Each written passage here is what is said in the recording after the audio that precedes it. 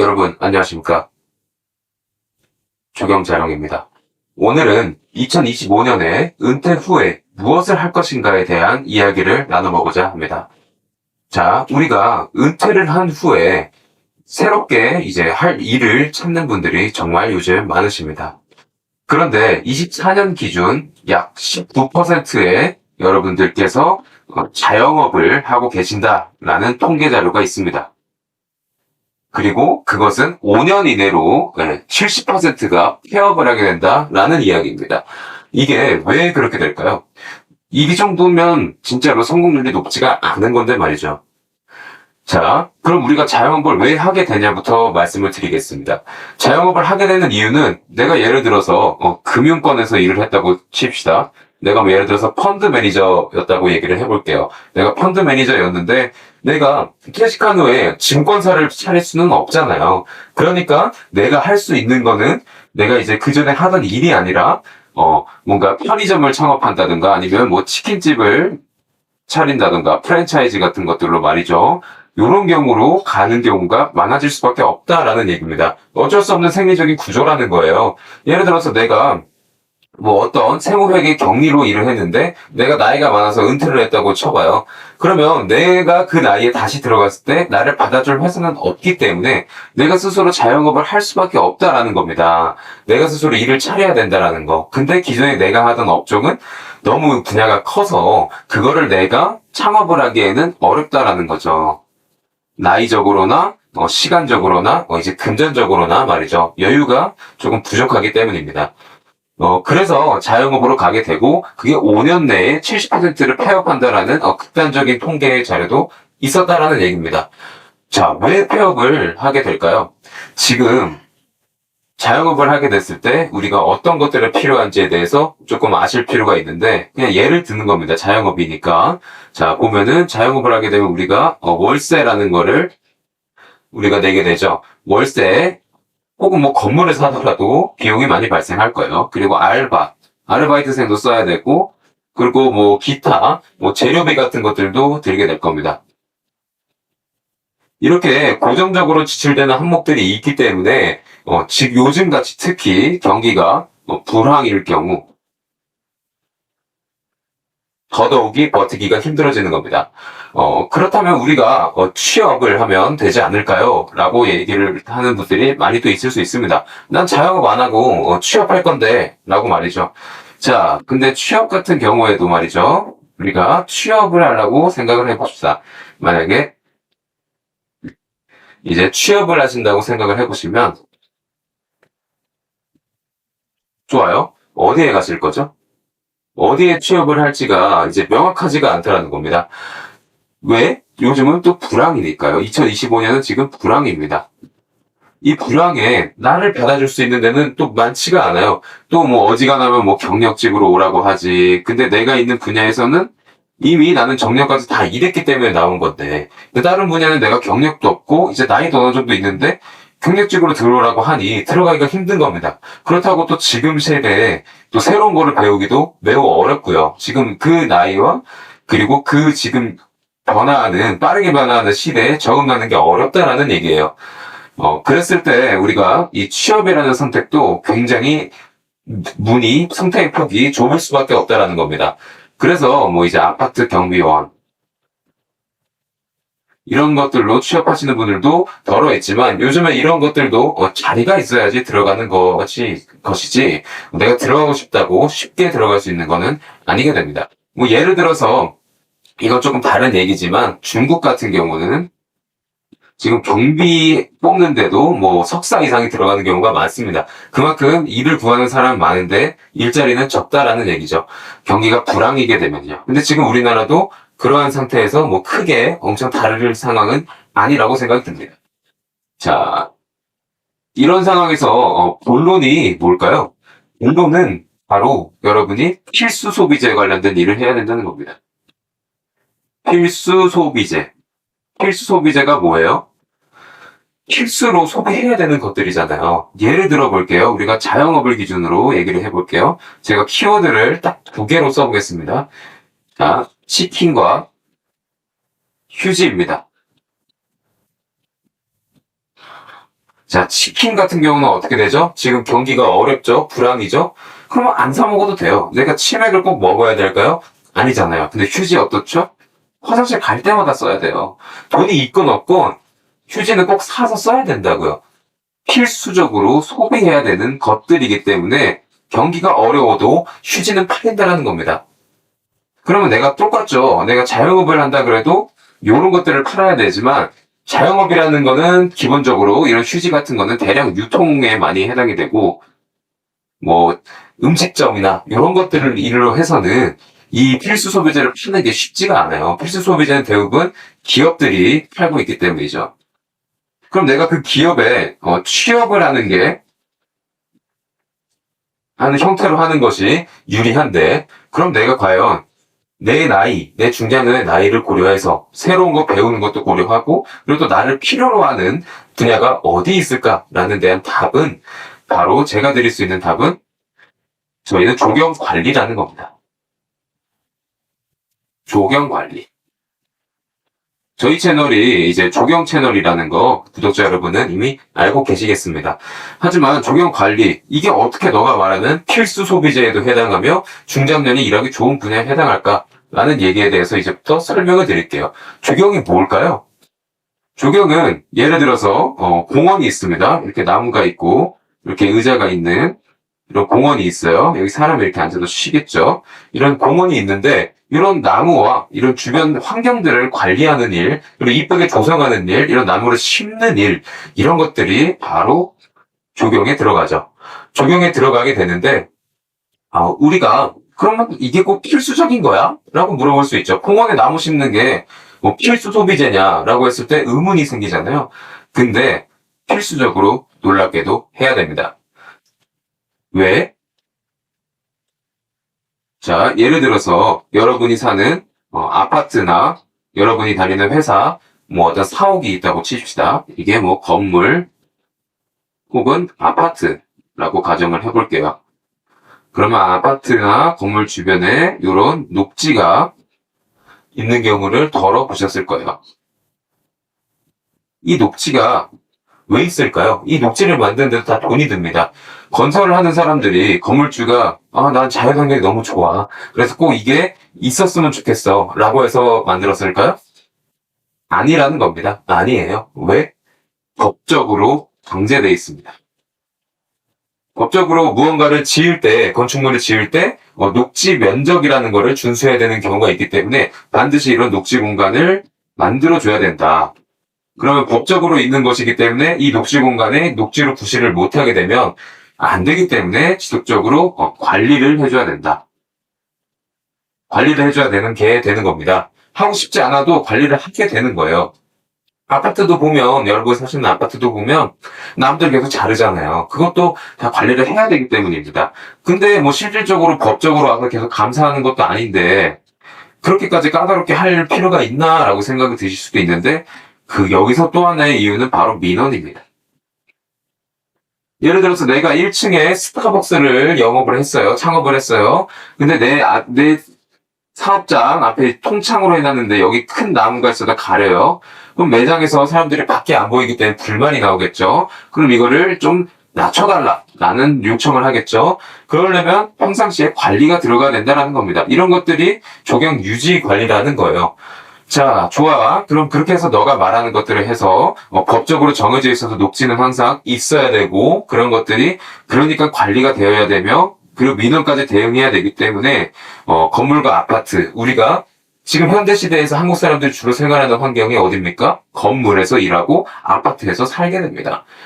그래서 너가 말하는 것처럼, 그래서 필수 소비재라는 건 내가 알겠어 라고 여러분이 이해하셨으리라 믿고 제가 또 다음 설명을 드리도록 할게요.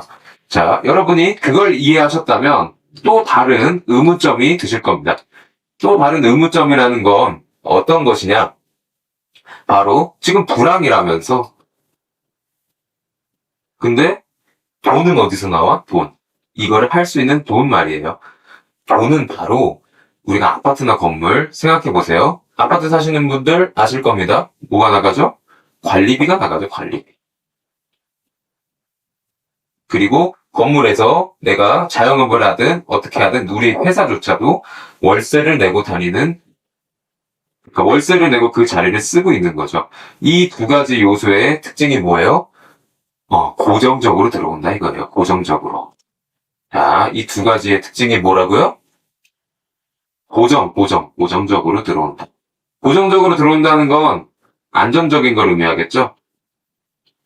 그러면 불황이어도 안정적으로 돈이 나오기 때문에 조경 관리에 여기 유지라는 말을 또 넣어드리겠습니다.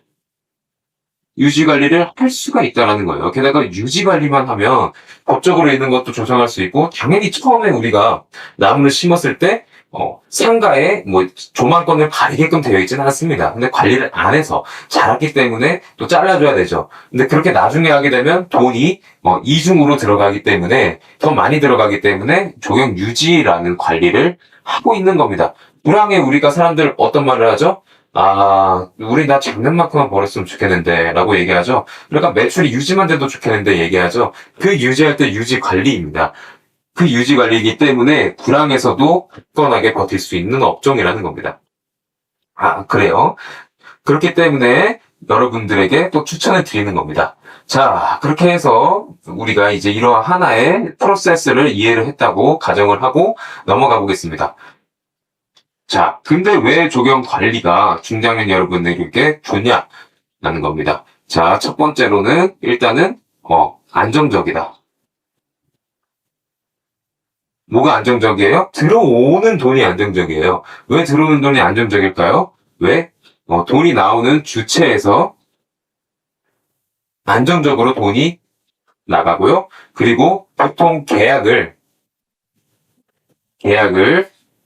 연 단위, 그러니까 1년 단위로 하고, 그리고 돈을 월 단위로 받는 경우가 많아요. 그럼 이것도 꾸준한 현금이죠. 꾸준한.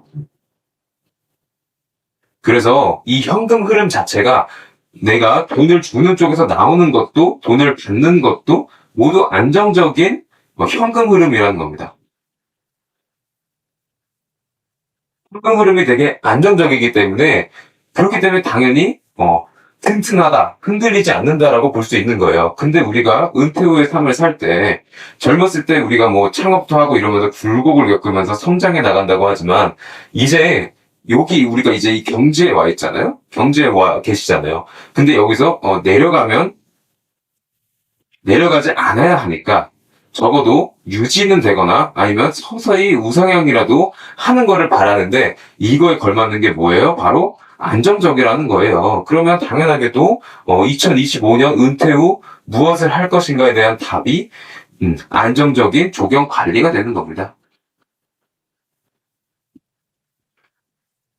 관리가 되는 거예요. 자, 그래. 그럼 그런 데서 조경 관리가 안정적이고 그래 좋다는 건 알겠어. 근데 이것도 어쨌든 새로운 분야고, 조경이라 그러면 밖에서 일해야 될 것 같은데 내가 이거를 시작해서 배우는 게 과연 쉬울까? 라는 얘기. 당연히 걱정하실 수 있어요. 그래서 준비했습니다. 2번. 자, 루틴.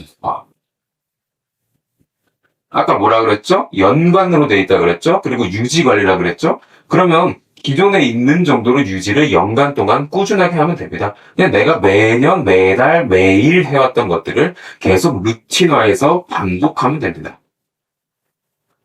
그렇기 때문에 어떤 트렌드 변화나 이런 것도 매우 느려서 내가 이 업종에 그냥 초기에만 적응을 할 수 있다면 장기적으로 봤을 때도 적응하기가 쉽고, 중장년의 특성상 이렇게 안정적으로 반복된 일을 했을 때 새로운 걸 받아들이기가 상대적으로 속도감이 점점 늦어지기 때문에 이런 루틴화되어 있는 업무의 특징은 아주 적합하다고 볼 수 있겠습니다.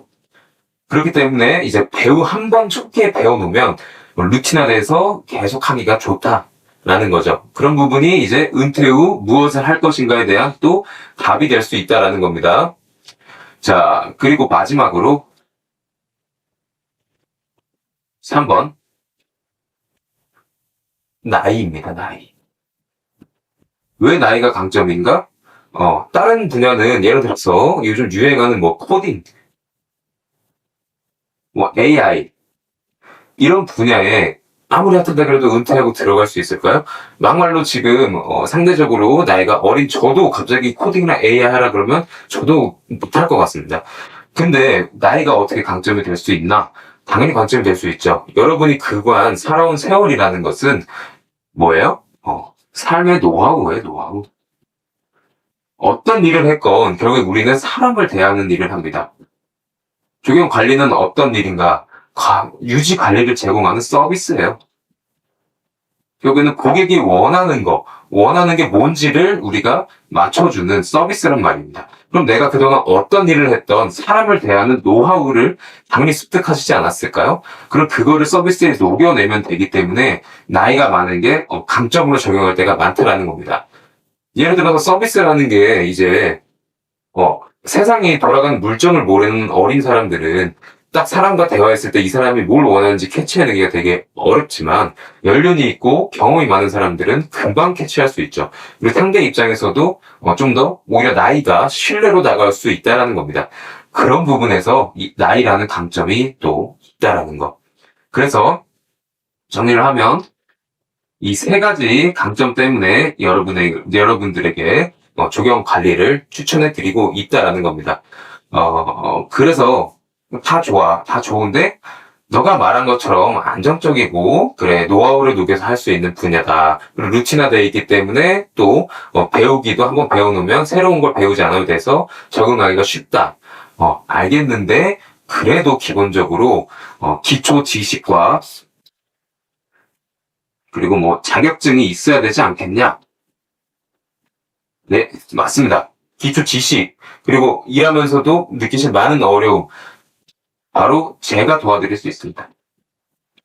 제가 조경 분야에서 나무이사로 일하고 있고 저는 대학 졸업한 뒤로 단 한순간도 조경 일을 놓아본 적이 없는 사람입니다.